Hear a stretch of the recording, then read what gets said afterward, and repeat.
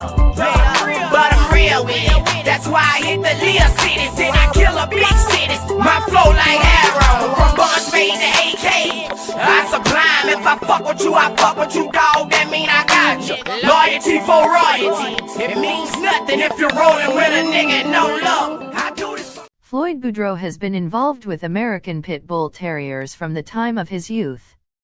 A perfect Southern gentleman and devoted family man, he has been raising dogs from the Boudreaux bloodline that has been his hallmark since the late 1930s. I've been working with the breed over half a century. I also have chickens. My dad had them before I did, and then I had them before I went to grade school. My son too. It's always been a family affair. We do it on a shoestring, keep all the dogs on the same yard. But this is just a hobby. I'm a stone setter by trade, and my son does the same. Custom work is what I do, and I've been at it for a long time. My next birthday I'm going to be 70. I'm located in the hub city Lafayette, Louisiana. It's a bit warm, but I got it fixed pretty nice for the dogs. I have a kennel for them, plus I have what we call a lean-to that they can get under when it gets warm or cool or whatever. I don't have many dogs, and I don't breed many either. I don't mass produce. Every now and again, when I need a litter, I just kinda breed one. I'd say I have 20 dogs right now, counting the puppies. I don't have any favorites, I sure don't. In terms of working with these animals, good old common sense will carry you a long way. I don't think it takes a rocket scientist.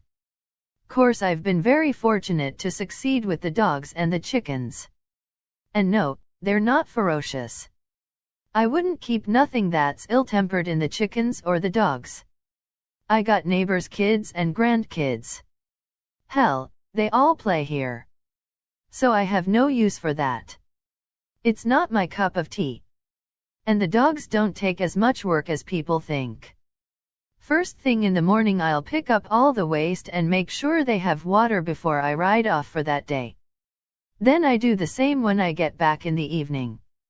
Before we even have any supper, we'll just clean up with the dogs and make sure everything is secured and everybody's got water. The grown dogs, we feed once in the evening. We feed the young ones twice a day. And the little bitty ones, all their kennels and brood pens have self-feeders, so they can eat all they want at any given time. With the birds, you show both males and females, but mostly the males. They're just dominant in all walks of life. It's the same. You show the more outgoing animals. Course you can get to where they get spoiled, the dogs and the birds. My grandkids have one dog that they call by the name of Girlfriend.